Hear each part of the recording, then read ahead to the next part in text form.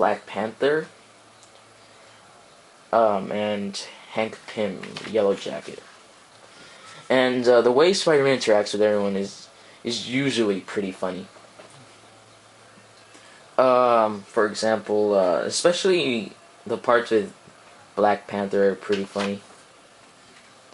But Black Panther doesn't really say much, but I kind of wonder if he's getting annoyed by everything Spider-Man says. Like, not at first, but after a while, like, Spider-Man keeps on talking, so, it might be that Black Panther is getting annoyed, but he's wearing his mask, so I can't really tell, and he doesn't say much, so I'm not 100% sure there either. And anyway, this all culminates into the middle of the book where Spider-Man actually fights Morlun, and it's a pretty epic battle, to be honest. And it ends with Spider-Man getting the holy living hell beat out of him. And so this brings out the spider side of Spider-Man, and where Peter Parker is almost completely stripped away, and the spider part of his, not his personality, but of his powers take over. And so he kills Morlun, but he dies too. And I really recommend this book. It's pretty much not in canon anymore, but if you've been reading JMS's run, this is a pretty big event. But it's one of those like big events. I'm reviewing a lot of big events lately, like War Games, Maximum Carnage, but this one I actually really like. It has problems, like, well, the biggest problem is that it's not really in canon anymore. And, it doesn't really explain everything. So, ultimately, this almost goes nowhere. Because there's talk of this great weaver that controls Spider-Man's destiny in this book. And, so this story's kind of left without an ending, kind of. Like, the story points of this book are kind of complicated.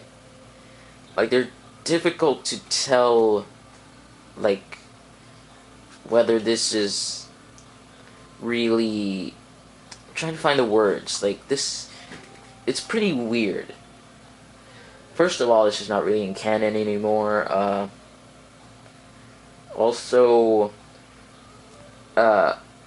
Spider-Man doesn't really have the, I'm kind of spoiling it. Okay, this is gonna be spoiler. Spider-Man gets powers, new spider powers, by the end of this book. And seeing as how he now doesn't have these powers, again, ultimately this book just doesn't go anywhere. If One More Day hadn't happened, I think this would have been... This story arc with Spider God and the Spider mythology, anything could have been given a proper conclusion. I think the best conclusion we have to this story is in Back in Black, where Spider-Man defeats the spider arrow creature. But I think the thing this does best than other events that I've read or that I own is the pacing. The pacing in the other events kind of feels off to me. It kind of feels slow and boring. But there's a nice smooth pace in this book, which is impressive since there's like 3 writers and 3 different books. So I thoroughly enjoyed this book. It's kind of pointless now to read, but it's very enjoyable to read, and it does present a lot of interesting ideas.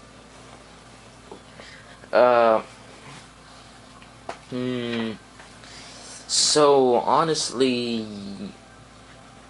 I would say that if you've been reading JMS's run, you should obviously get this. And if you're just looking for a good Spider-Man story, again, this kind of it's kind of a central point in JMS's run, so you won't enjoy it as much if you just read this book out of context. So that's what I think.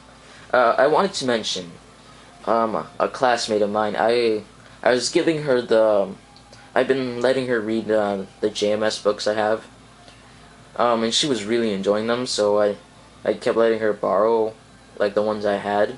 And when she got to this one, when she got to the other, I really didn't see this coming, but she actually cried, like during a specific scene in this book. And I thought, wow, I've never ever like seen someone like really that emotional when reading a comic. So I think that goes to show that JMS's run really keeps you invested in the characters, and you really care about what happens to them. But again, everything is ruined with one more day. So, like, I don't think one more day was worth doing to get to where we are now. Because the stories are generally good right now. But I don't think one more day should have happened. I'd rather have one more day not happen than have the good stories we're having now. I think they could have found a better way to continue on with Spider-Man's history, I guess.